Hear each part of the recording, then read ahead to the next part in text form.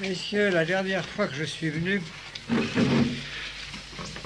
je vais chercher à vous montrer comment les guerres interminables du XVe siècle, comment les troubles religieux, ecclésiastiques, pontificaux de cette même époque avaient laissé derrière eux un tel désordre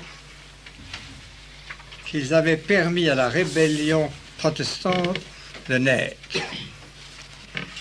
À son tour, celle-ci, par ses attaques multiples, grossières, sans cesse répétées, contre les sacrements, contre l'Église, contre l'autorité, et par les luttes entre les sectes, à son tour, celle-ci avait permis une renaissance de tout le paganisme antique sous des formes les plus diverses. La plus simple, c'était l'épicurisme, un effort pour expliquer la naissance du monde par la chute d'atomes dans le vide, puis un petit atome imbécile qui a fait une erreur, et cette erreur, c'est devenu l'univers. Il y avait également le libertinage, on n'appelait pas encore comme ça, intellectuel et sceptique. Il y avait l'alchimie délirante. Il y avait l'astrologie transcendante. Il y avait donc toutes ces sortes de révoltes, et toutes ces révoltes se constituaient en petits groupes qui, tout en luttant les uns contre les autres, formaient une sorte de religion parallèle, rivale du catholicisme et rivale également du protestantisme, lequel fut longtemps incapable de combattre cela par ses propres divisions. Les États, à cette époque-là, étaient tellement occupés par les guerres intérieures, guerres de religion, et par les guerres extérieures, lutte entre l'Empire, la France, l'Angleterre, l'Espagne, qu'ils n'avaient pas le moyen ni le loisir de remettre de l'ordre intellectuel.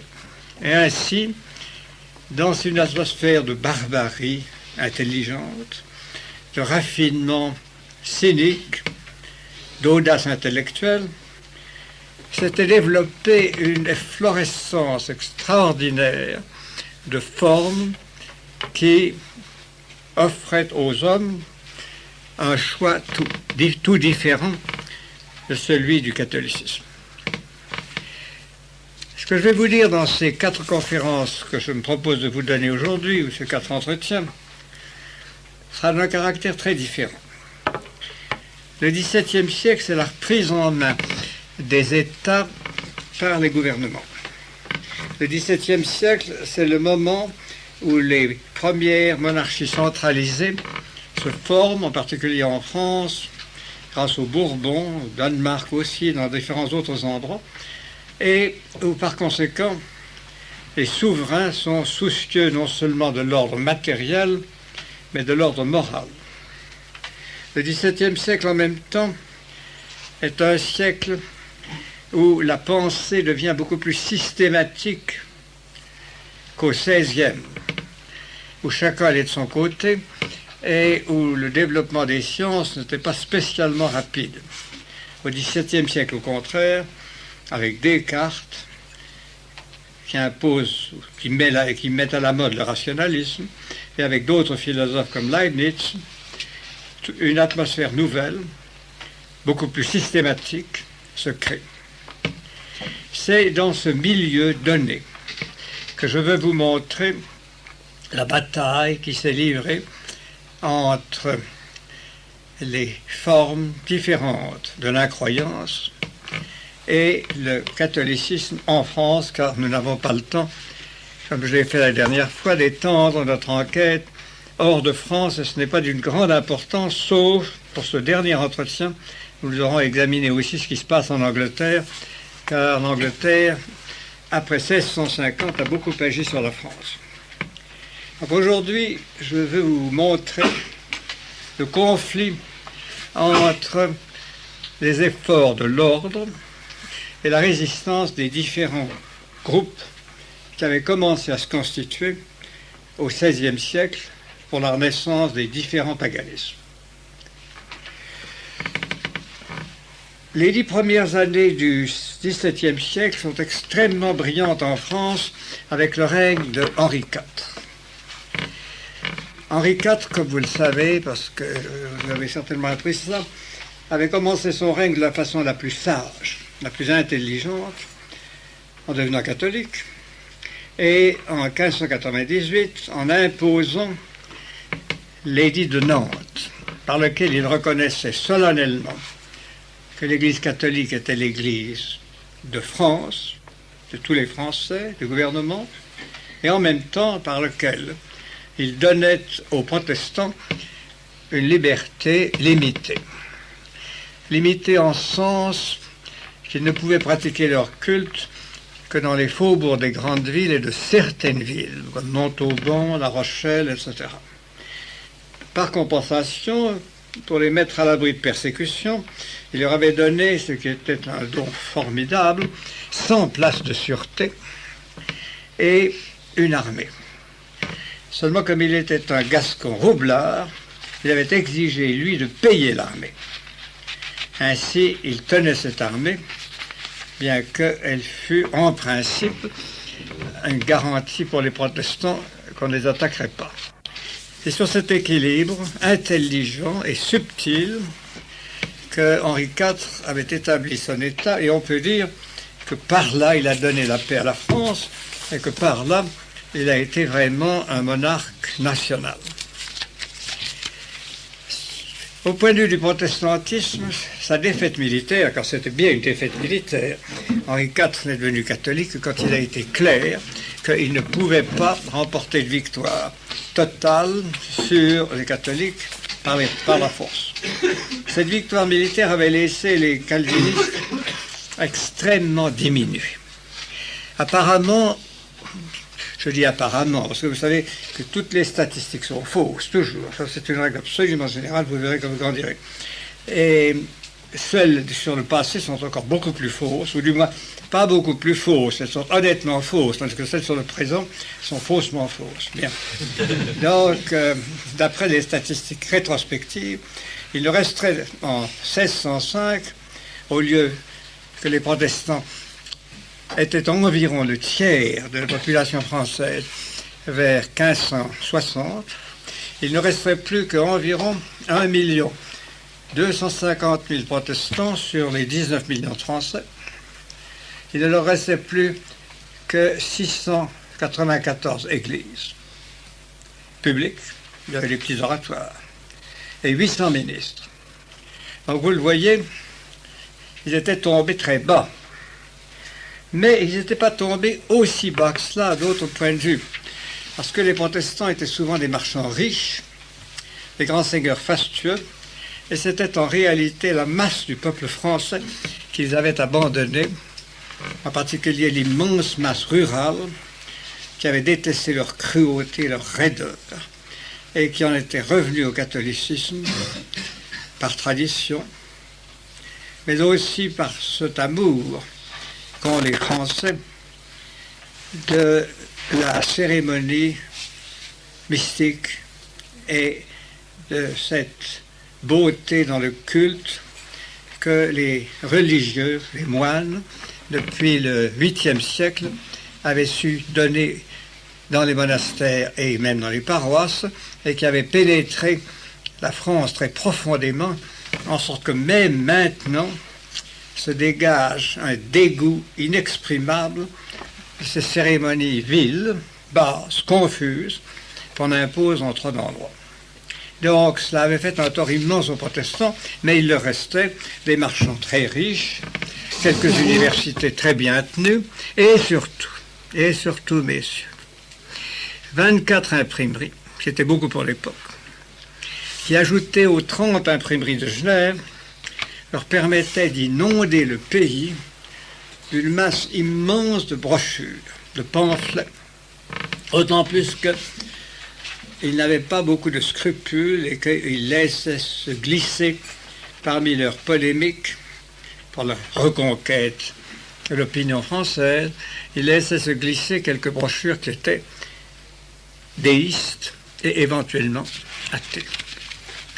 C'est vous dire que la lutte intellectuelle, si elle n'intéressait plus la grande masse du peuple, comme au XVIe siècle, intéressait du moins une élite qui s'y passionnait et qui échangeait des coups et des brocards avec une violence difficilement imaginable. Ce qui facilitait le travail de l'impiété, c'était que malgré les intentions, l'intelligence, l'amour de son peuple qu'avait Louis Henri IV, eh bien, il était un Gascon sensuel. Et d'une sensualité qui, en vieillissant, ne s'améliorait pas.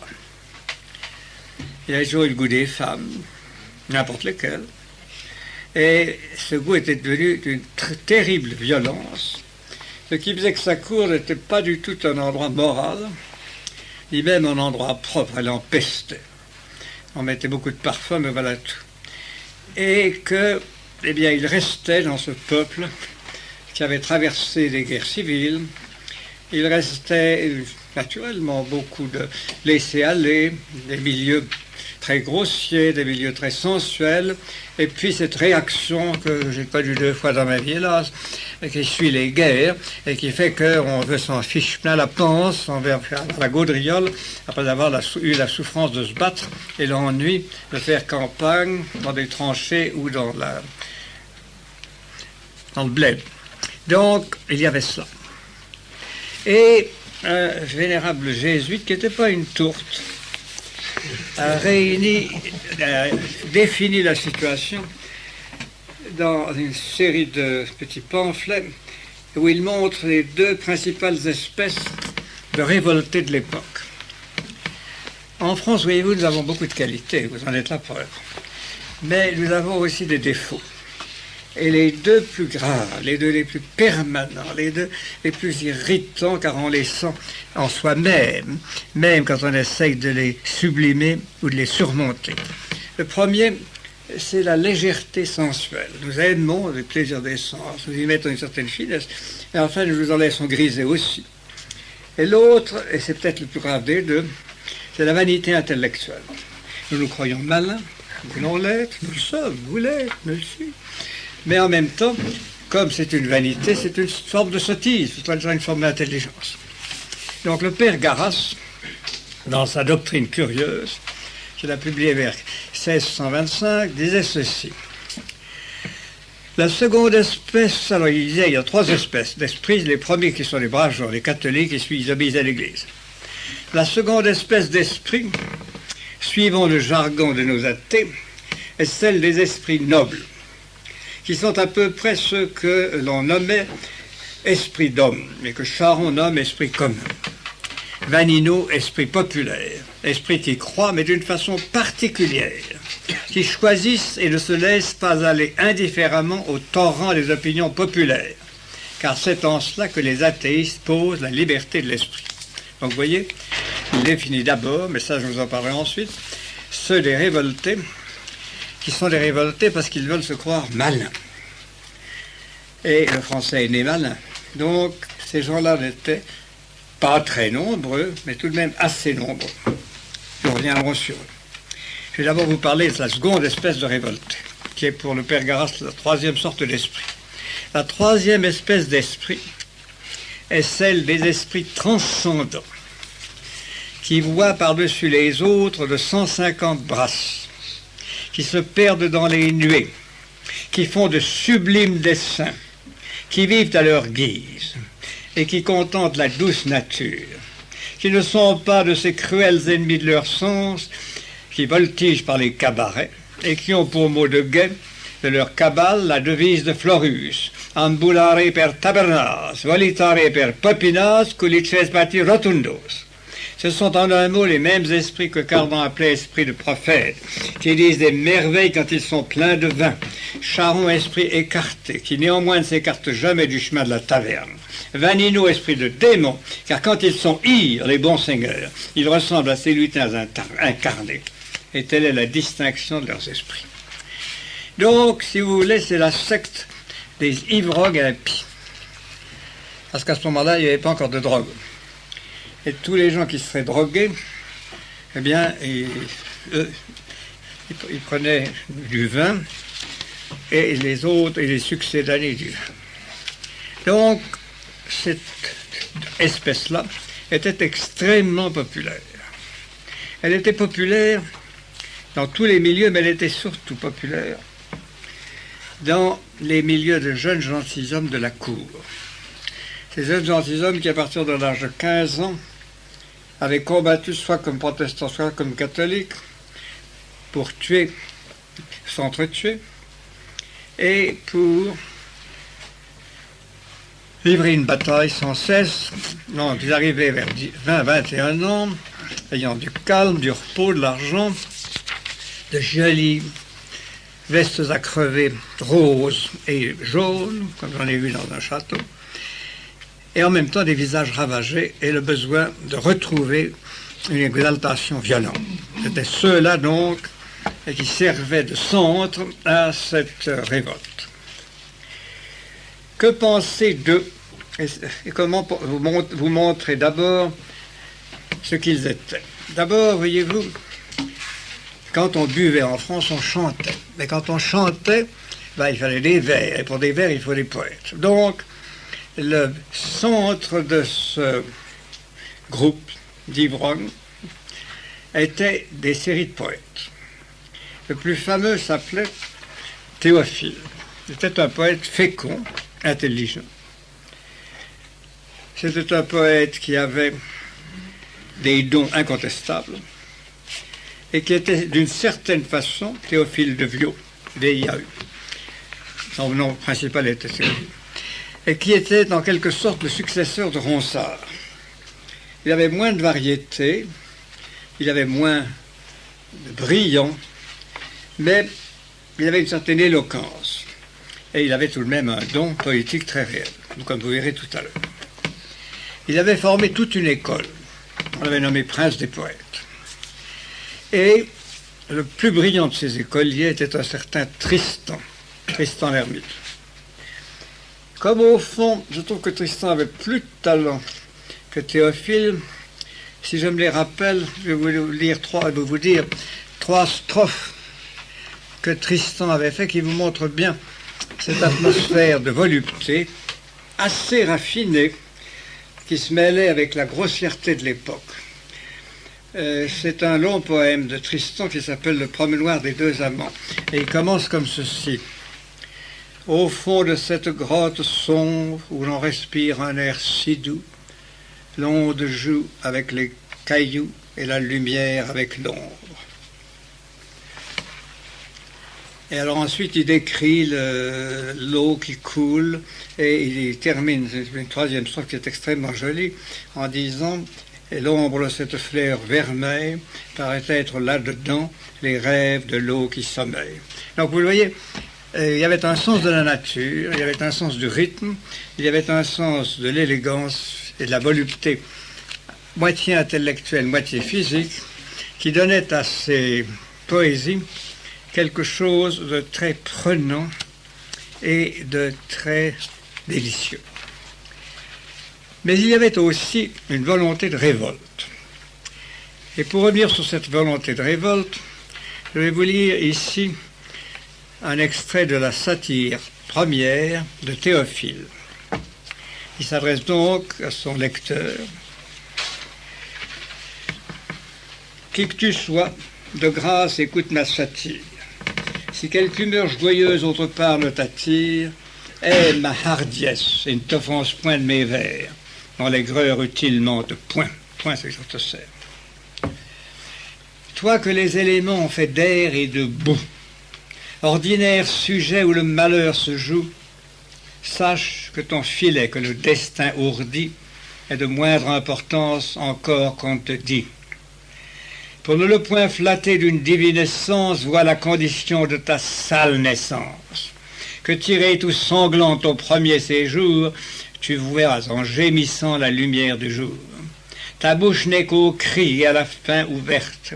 Ta pauvre chair naissante est toute découverte. Ton esprit, en ignorant encore, ne forme rien, et moins qu'un sens brutal, c'est le mal et le bien. Donc, il montre l'homme, une sorte d'animal, vil, raté, et qui n'a pas d'âme. C'est ça le sens de ces vers-là. Donc, la conclusion de cette peinture si noire arrive un peu plus loin, au bout d'une page et demie que je vous passe. J'approuve qu'un chacun suive en tout sa nature. Son empire est plaisant et sa loi n'est pas dure.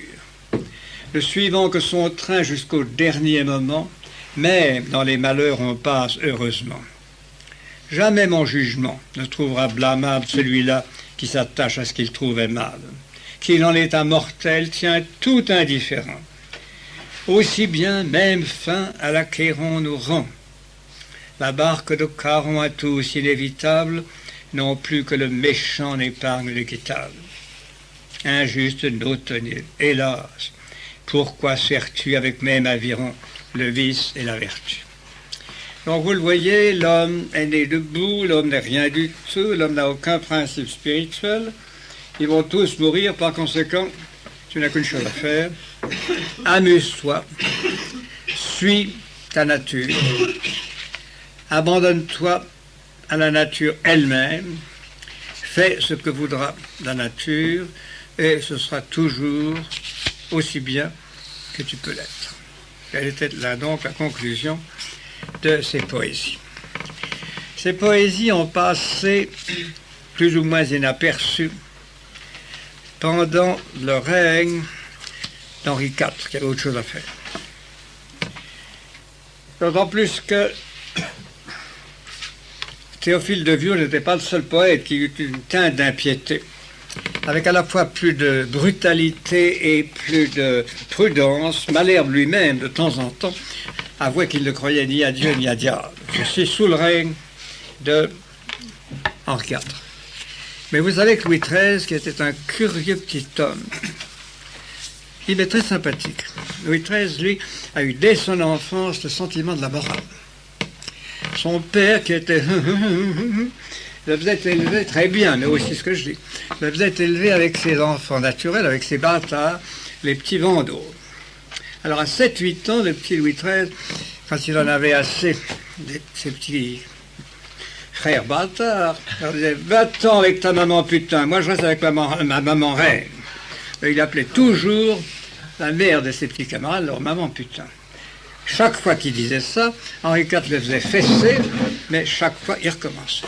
Je vais donc vous dire que Louis XIII a eu un sentiment très net de la morale par l'esprit et par le derrière.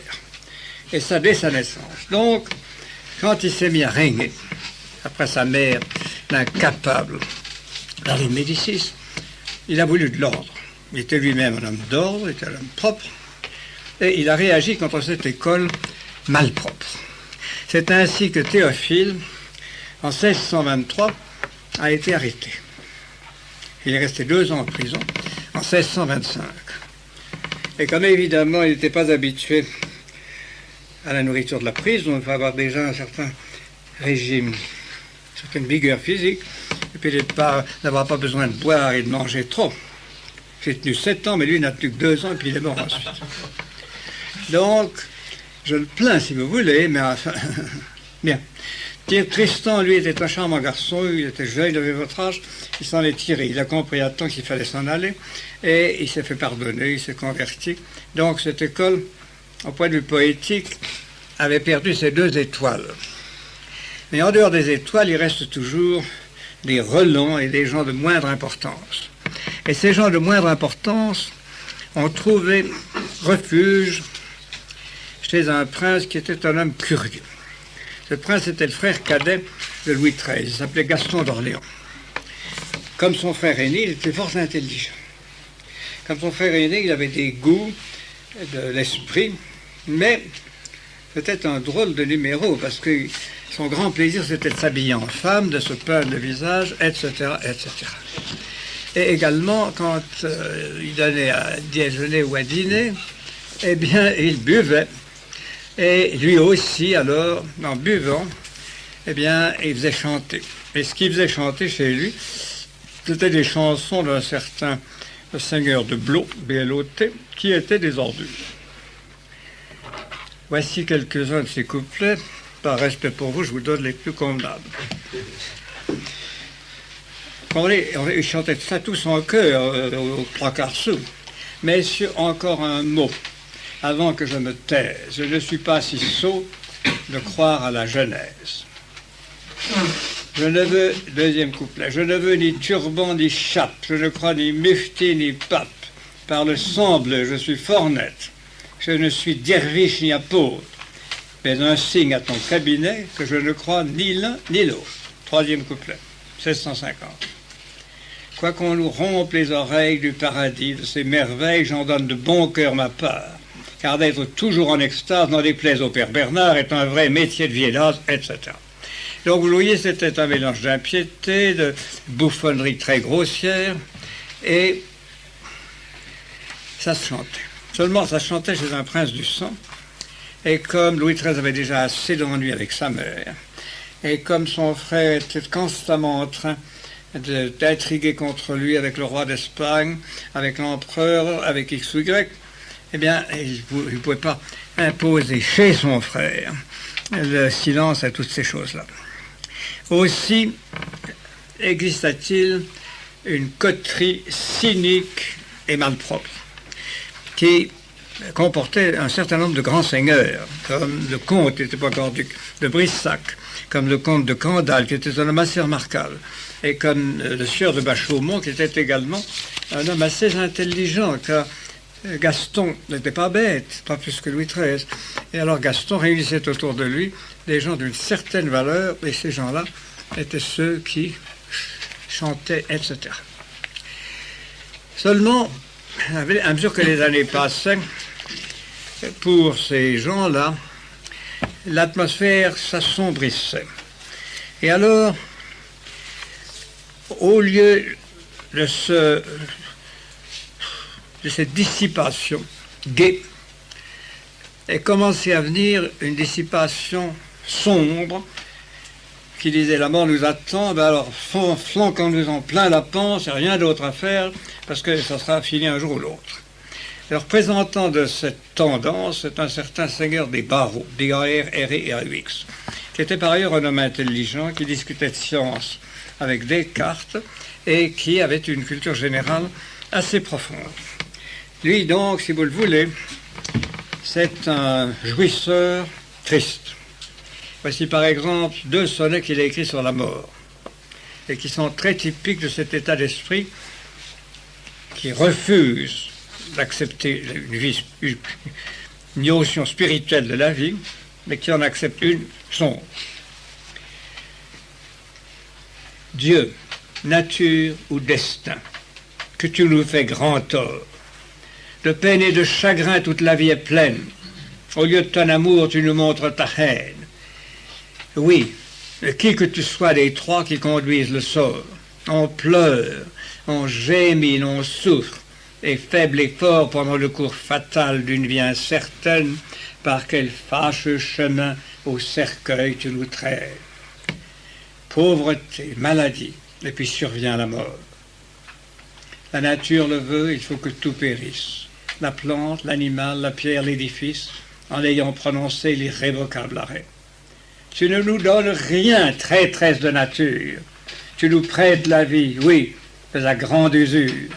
Nos mots font qu'on t'en paye un trop gros intérêt. Et donc, pessimisme.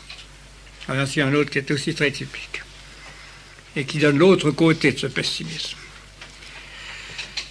Toi qui braves la mort et qui d'un grand courage concluant en 3 mots fait sonner hautement, on est, on vit, on meurt.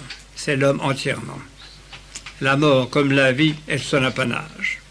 Nous n'appréhendons point la mort, mais le dommage qu'apporte le non-être, et ce fatal moment qui nous porte à la triste horreur du monument doit être justement apprécié du sage. Il faut être bien fat, stupide ou malheureux pour n'avoir pas douleur de ton sort rigoureux qui t'oblige à la mort du jour de ta naissance. Et pour n'en point jeter d'inutiles soupirs et n'avoir pas toujours cet objet en présence, jette-toi comme moi dans le sein des plaisirs. Voyez donc, tout est horrible, mais en attendant, remplissons-nous la panse, remplissons-nous la gueule, buvons, chantons, soyons ivres, et puis, alléluia, on s'en fiche. À cela, je vais tout de même vous lire la réponse d'un homme d'esprit, qui lui était chrétien, et qui décrit ce groupe d'une façon qui me semble assez pittoresque. Il s'appelait François Augier. Voici comment il décrit ce groupe d'impies, mondains, poètes, buveurs. Vivre en Sardanapale et croire en Épicure. Noyer ses sentiments dans les plaisirs du corps. Parmi l'oisiveté, faire tous ses efforts afin de satisfaire à la bonne nature. N'avoir pour tout objet qu'une sale peinture, souiller l'âme au dedans et les yeux au dehors. Sur les 80 ans, presque au nombre des morts, ne méditer jamais ni mort ni sépulture. Un sérail qui comprend l'une et l'autre Vénus, des femmes sans honneur et des maris cornus, des enfants mais bâtards, des valets mais infâmes, être considéré comme un vieux monument qui cache sous la cendre un tison plein de flammes, c'est attendre à Paris l'enfer bien doucement. Cette peinture est assez exacte. Et elle vous explique aussi pourquoi ce groupe, bien qu'il ait séduit un certain nombre de jeunes bourgeois, un certain nombre de jeunes gentilshommes, au fond, n'a jamais eu un développement très grand dans la noblesse française, d'autant plus que Richelieu était arrivé. Et le cardinal de Richelieu était quelqu'un qui ne plaisantait pas. Et le cardinal de Richelieu était quelqu'un avec lequel il fallait compter.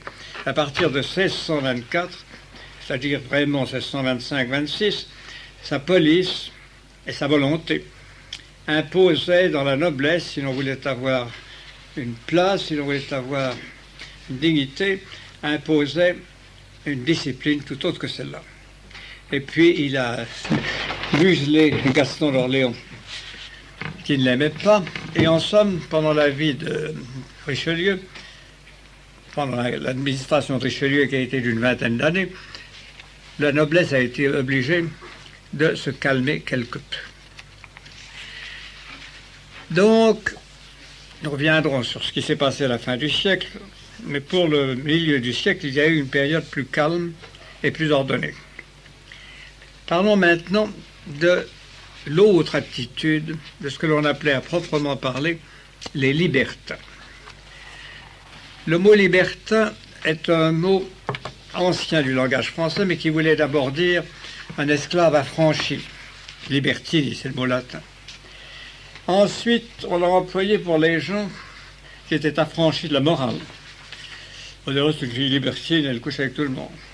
Et ensuite, on l'a appliqué de façon spéciale dans les sermons et ailleurs pour les esprits qui n'acceptaient pas la domination de la religion. Ces esprits-là étaient une sorte de secte. Alors, il y avait non seulement les catholiques et les protestants, mais il y avait les libertins. Pour vous en donner une idée, voici deux anecdotes qui se trouvent, il n'y avait pas de journaux à cette époque-là encore, qui se trouvent dans les chroniques manuscrites de l'époque. On allait décapiter un seigneur qui s'était très mal conduit. Et alors, on avait la politesse, on avait la courtoisie de lui demander s'il voulait un prêtre. Alors, il a refusé. Il a refusé un prêtre, on lui a offert un ministre protestant, il a refusé un ministre protestant. Et il a dit non, moi je veux mourir en athéiste, je suis un athéiste. Ceci en 1624, donc au début du gouvernement de Richelieu. Également, en 1600, un peu plus tôt, c'est au début du siècle, en 1604, il y avait un bourgeois qui était assez riche, qui s'appelait M. Nicolas, et qui était secrétaire du roi. Il est mort à 70 ans, C'était un viveur fini et il a laissé son raison funèbre qui est la suivante. J'ai vécu sans souci. Je suis mort sans regret. Je ne suis plein d'aucun, n'ayant pleuré personne. De savoir où je vais est un trop grand secret. J'en laisse le discours à messieurs de Sorbonne. Donc, il mourrait, voyez-vous, il faisait sa petite oraison funèbre, en proclamant que voilà, il s'en fichait, après tout, il arriverait ce qu'il arriverait, mais lui, il était bien amusé, puis il était mort. On peut dire, entre nous, que ça a été au début de sa vie l'attitude d'un certain monsieur de La Fontaine, qui avait beaucoup de charme, mais qui n'est devenu sérieux que sur le tard, et grâce à l'influence de Bossuet et de prédicateurs qui étaient pour le moins des gens distingués. Donc, ça restait quelque temps. Mais ce n'était pas vraiment cela les endroits où l'incroyance s'acharnait. Une incroyance beaucoup plus secrète, une incroyance beaucoup plus savante, une incroyance beaucoup plus insidieuse, elle se maintenait chez les vrais libertins, dans des groupes qui étaient comme des sortes de petites académies. Il y en avait même une qu'on appelait l'académie putéane, parce qu'elle se réunissait à Puteaux, chez les frères Dupuis. Et là, ce n'étaient pas des gens médiocres qui se trouvaient chez Pierre et chez Jacques Dupuis, puisqu'il y avait le philosophe Gassendi, et des bourgeois considérables comme Diodati, un certain Naudet et un certain Lamotte-Leveillé. Ceux-là, si vous le voulez, sont les plus caractéristiques des libertins du XVIIe siècle. Ils n'étaient pas des gens grossiers, buveurs, impies, comme étaient les gentilshommes de l'entourage de Gaston d'Orléans. Eux, ils se disaient simplement, avec une sorte de modestie, des déniaisés. Et ils parlaient avec un certain respect ostensible de notre sainte religion, de l'Église, de toutes ces choses-là, ce qui ne les empêchait pas, entre eux, de faire des spéculations qui procédaient de cet épicurisme dont je vous ai dit un mot, ou alors des théories de Gassendi, qui, vous savez, représentait l'homme, ce que je vous dis est très simpliste, mais enfin, il n'a pas beaucoup de temps, représentait l'homme comme simplement une possibilité qui, grâce à ses sens, acquérait du dehors tout ce qu'il est. Donc c'était les sens qui faisaient la réalité de l'être humain. Comme Gassendi était tout de même ecclésiastique, il s'arrangeait pour rajouter à tout ça un petit bout de piété qui n'était pas très convaincant, mais enfin qui existait.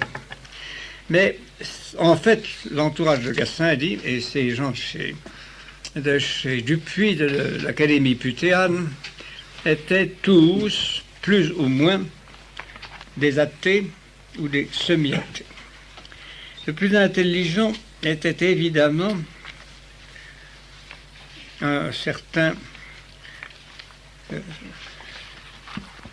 Saint-Évremont, monsieur de Saint-Évremont, qui a été un officier, qui a vécu vieux, qui a passé la fin de sa vie en Angleterre, mais qui, au début de sa vie, vivait en France, vers 1650, et qui, à ce moment-là, écrivait et prenait une attitude très typique de ce que ces libertins-là prenaient.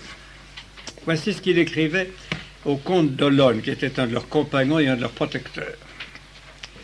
Pour vivre heureux, il faut faire peu de réflexion sur la vie, mais sortir souvent comme hors de soi, et parmi les plaisirs que fournissent les choses étrangères, se dérober la connaissance de ses propres mots.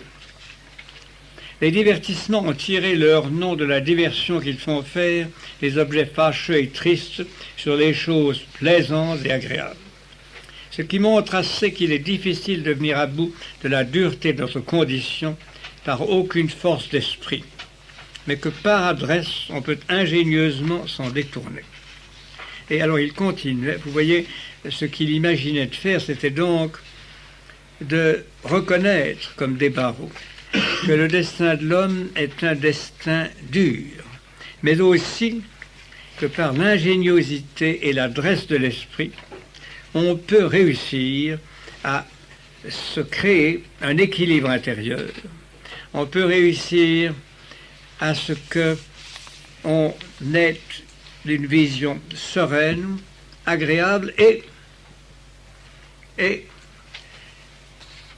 éviter d'accepter les vérités de la religion. Il concluait ainsi. Après tout, quelque douceur que nous trouvions chez nous-mêmes, prenons garde d'y demeurer trop longtemps. Nous passons aisément de ces joies secrètes de l'esprit à des chagrins intérieurs, ce qui fait que nous avons besoin d'économie dans les jouissances de nos propres biens, comme dans l'usage des étrangers. Qui ne sait que l'âme s'ennuie toujours dans la même assiette, et qu'elle perdrait à la fin toute sa force si elle n'était réveillée par les passions. Pour vivre heureux, il faut faire peu de réflexion sur la vie, mais sortir souvent comme hors de soi, et parmi les plaisirs que fournissent les choses étrangères, se dérober la connaissance de ses propres mots. Voilà ce que la philosophie d'Épicure et celle d'Aristippe peuvent donner à leurs sectateurs. Donc, Saint-Évremond montrait une technique qui, vous le voyez, est celle d'un homme cultivé, complexe, intelligent, et qui, dans la négation, met toute chose dans l'équilibre. L'équilibre des passions, l'équilibre des joies, on ne peut pas ignorer qu'on s'en ira, mais si on ne veut pas accepter la vie religieuse, ni se préoccuper de l'au-delà, il faut se préoccuper d'avoir peut-être un intérieur où on soit maître de soi-même. C'était donc, si vous le voulez, un mélange d'épicurisme et de stoïcisme. Il fallait, pour être heureux, pour ne pas céder à la force de la religion, à ses yeux, il fallait parvenir à équilibrer son être et à le dominer.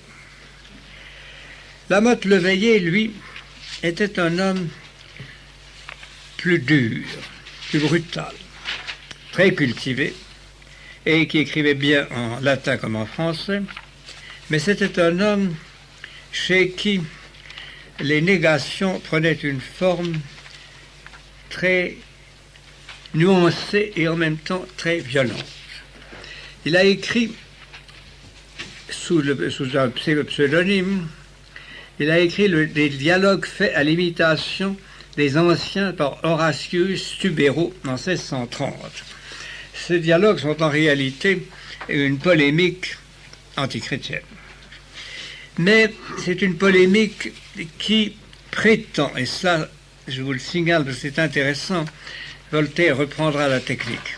C'est une polémique qui prétend être cependant, voyez-vous, cependant respectueuse du christianisme et qui prétend défendre le christianisme. Mais en défendant le christianisme, c'est le même truc qu'emploiera Voltaire. On s'arrange pour présenter les arguments d'une façon, les arguments négatifs d'une façon très favorable et les arguments positifs d'une façon très défavorable. Voilà donc la position et l'adresse et la technique de Lamotte Leveillé. Et pour vous donner l'idée de son style, voici une phrase qui vous montrera son principal objet. Ma façon de philosopher est trop indépendante pour s'attacher à quoi que ce soit inséparablement. Et parce qu'il n'y a rien de plus opposé à notre heureuse suspension d'esprit que la tyrannique opiniâtreté des opinions communes, j'ai toujours pensé que c'était contre ce torrent de la multitude que nous devions employer nos principales forces, et qu'ayant dompté ce monstre du peuple, nous viendrions facilement à bout du reste. Donc, la lutte contre le catholicisme, lui, il la montre comme une lutte contre les opinions populaires. Il la montre comme une lutte pour rester une élite intellectuelle, libre de son intelligence, capable d'en disposer et de choisir dans le champ des idées et des principes tout ce que l'homme vraiment supérieur préfère pour lui-même. Et alors voici la conclusion de ce dialogue. Faisons donc hardiment profession de l'honorable ignorance de notre bien-aimé sceptique, c'est-à-dire d'Épicure, puisque c'est elle seule qui nous peut préparer les voies aux connaissances relevées de la divinité, et que toutes les autres sectes philosophiques ne font que nous en éloigner, nous entêtons de leurs dogmes et nous embrouillons l'esprit de leurs maximes scientifiques. Il présente donc, vous le voyez, toutes les polémiques religieuses entre catholiques et protestants, entre les différentes sectes protestantes, entre les différents instituts catholiques, comme autant de choses qui sont méprisables. Il le présente avec d'autant plus de violence que c'était l'époque où le cardinal de Bérulle faisait en France un travail considérable et qu'il était en train de reconquérir toute une partie de la haute bourgeoisie, de la haute noblesse, et qu'il avait pour lui un clergé très intelligent qu'il servait. C'était l'époque également où, grâce à lui et à d'autres prélats, pénétraient en France les enseignements de Sainte Thérèse, les exemples, les livres de Saint Jean de la Croix. Il y avait donc un courant religieux extrêmement fort. Pour le décréditer, le discréditer, ce petit groupe, cette petite secte de libertins ne trouvait rien de mieux que de se poser au-dessus des discussions et de prendre simplement, comme il le disait, la position d'Épicure, c'est-à-dire nous ne voulons pas discuter, il y a l'évidence de la nature, nous suivons la nature, nous ne refusons pas la divinité. Ils admettaient en principe une sorte de déisme supérieur à toute chose qui ne les obligeait à rien parce qu'ils ne pensaient pas que ce déisme pût représenter une autre discipline que celle de la sagesse intelligente choisie par un homme supérieur. Chez certains de ces déismes, chez certains de ces libertins, le déisme était véritablement le masque d'un athéisme, car plusieurs d'entre eux, comme Naudet, avaient étudié à Padoue, où le professeur de philosophie s'appelait Cremonini, C-R-E-M-O-N-I-N-I. Et Cremonini était de ces Italiens, l'avait été avant lui Balthazar Colleoni, l'élève, le professeur d'Élisabeth d'Angleterre, qui n'hésitait pas à enseigner l'athéisme à Padoue. Naudet s'en était toujours tiré parce qu'il avait été protégé par un cardinal, le cardinal de Bagny. Vous savez, il y a des cardinaux de toutes les couleurs, ils sont rouges, mais enfin... Donc, Naudet s'en était tiré, mais Naudet était en fait un négateur extrêmement violent, et plus violent que n'avait été Lamotte le Veillé. Il avait publié à Rome, de façon à être bien à l'abri, son grand livre révolutionnaire qui s'appelait Considérations politiques sur les coups d'État. Il avait publié à Rome en 1639 et il l'avait bourré de maximes qui montrent que la religion était un truc que les États emploient pour abrutir et gouverner le peuple, et que toutes les impostures, toutes les fausses visions, toutes les fausses apparitions, toutes les sorcelleries sont des moyens qu'ils emploient. Et dans une édition suivante, il avait en particulier insisté sur l'horrible histoire de Loudun, des possédés de Loudun. Donc, vous le voyez, la philosophie de Naudet était dans le même sens que celle de Lamotte le Veillé, mais elle avait un côté plus brutal, plus critique. Ces théories-là ne réussissaient pas toujours, naturellement. Voici l'une des conclusions de Naudet, vous allez voir. Aujourd'hui, Paris peut être appelé l'épitome tes deisi daimonias. Comme vous savez le grec, je ne traduis pas, mais pour ceux d'entre vous qui, par hasard, pourraient l'avoir oublié, je dirais que ça veut dire la réunion de tous les adorateurs des démons, ou bien daimones dans le sens grec, ça veut dire des ennemis, des choses. L'abrégé de Paris est donc l'abrégé de la superstition, par la quantité des fourbes de moines et des ignorants. Prêtres, par la quantité des fourbes de moines et des ignorants prêtres qui s'y rencontrent. Si dans l'exercice externe de la religion, quelque chose vous déplaît, n'en dites mot. Cachez votre mécontentement, n'en parlez point. Croyez-moi ce que vous devez et laissez là le reste. Vous devez laisser là le reste, sans causer aucun scandale. Intus ut libet, foris ut morisus. À l'intérieur, soyez ce que vous voulez être, à l'extérieur, comme tout le monde. Pratiquez ce bon mot des Italiens, serviendum tempori. Il faut suivre son temps. Le vulgaire et le peuple s'entretiennent de telles bagatelles, fuyez cette compagnie et cet entretien. Donc, vous le voyez, ce qu'il recommande, c'est un scepticisme intime, et un scepticisme que l'on garde pour soi de façon à être bien tranquille, mais c'est un refus de la religion et de la foi. Cette attitude de supériorité intellectuelle avait quelque chose de très séduisant pour des esprits orgueilleux, et même s'ils gardaient en eux une certaine foi chrétienne. Et à ce point de vue-là, je vais vous citer une page, mais je ne vous la lirai pas tout entière, n'ayez pas peur, de Guy Patin. Guy Patin était très connu comme professeur, comme homme influent, comme homme respectable, et Guy Patin ne passait pas du tout pour un sectaire.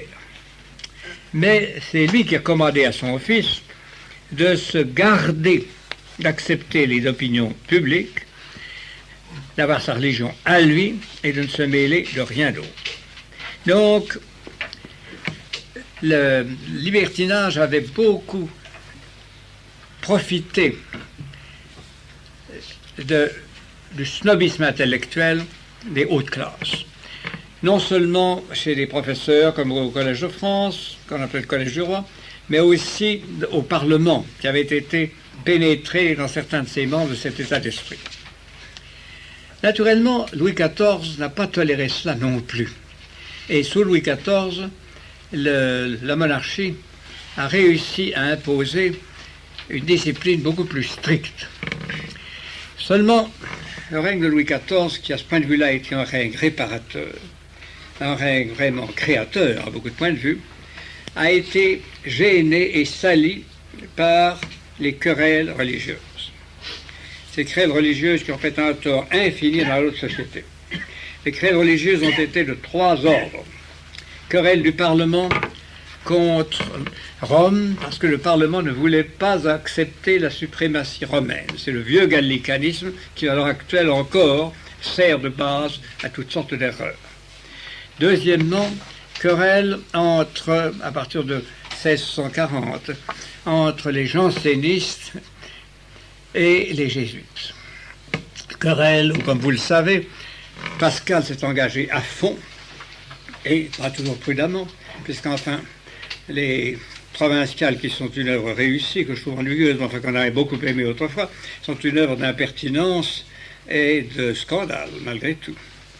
Pascal, par la suite, a rectifié le tir, il s'est rendu compte du danger de tout cela. Mais le fait que le jansénisme attirait à lui une partie considérable de l'élite intellectuelle et religieuse a aidé ces libertins prudents à se cacher. D'autant plus qu'à la fin du siècle, il y a eu une autre aberration qui a été celle que Mme Guillon et Fénelon ont répandue, qui est l'espèce de laisser-aller de l'amour facile, l'amour de la divinité. Si on aime Dieu, on s'en tire comme ça. Donc, au milieu de tout ça, une sorte de nouveau libertinage est rené. Et ce nouveau libertinage a trouvé son centre dans deux maisons nobles. L'une, celle de Philippe d'Orléans, fils de Gaston, lequel était un homme très intelligent, très courageux, très bon soldat, mais un osseur fini.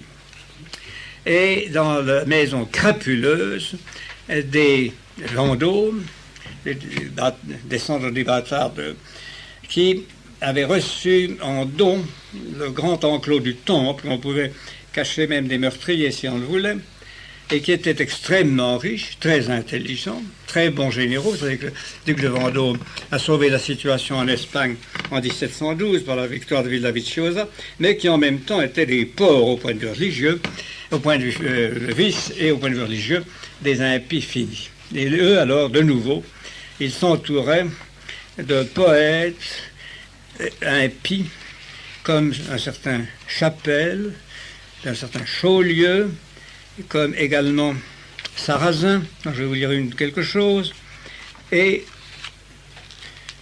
toute une série de gens.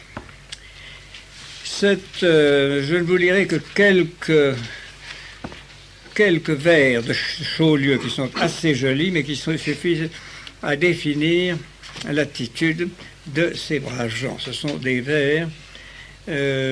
Sa religion était celle des libertins. Il était déiste, il célébrait la sagesse infinie, le maître et le créateur du monde, il adorait l'être suprême, mais il considérait l'au-delà comme un mystère qu'il ne fallait pas regarder.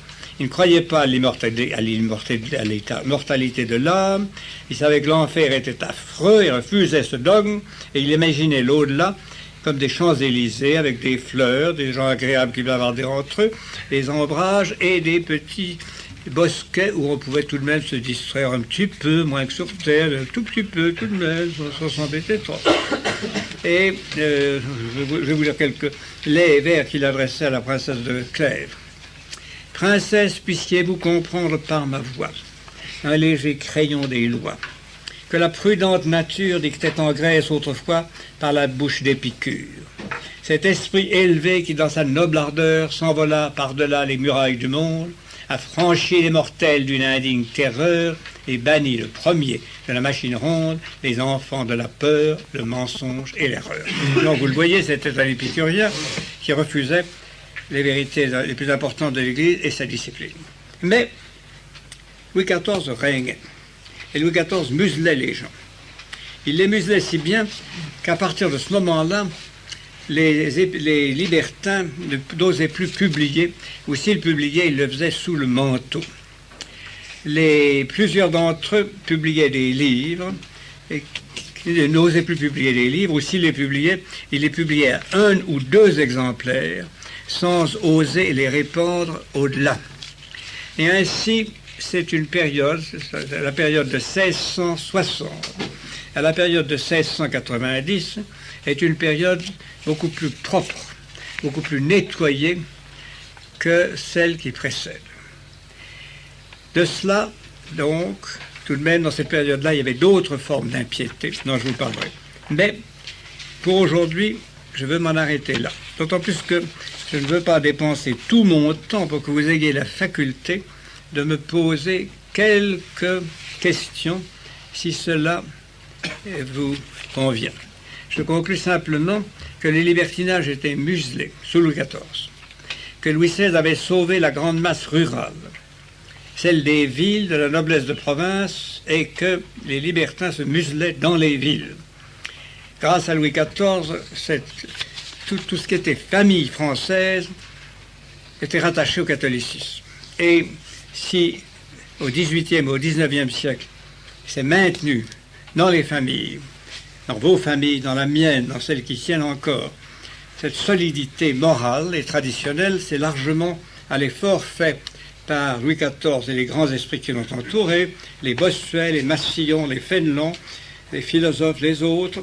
Donc, il y a là un travail très intéressant. Mais, on ne faut pas oublier que dans les cours de quelques grands seigneurs, et que ces grands seigneurs qui allaient devenir beaucoup plus importants ensuite, se cachaient des œufs de serpent qui allaient mûrir et dont nous parlerons ce soir et demain. Maintenant, j'aimerais que vous me posiez des questions.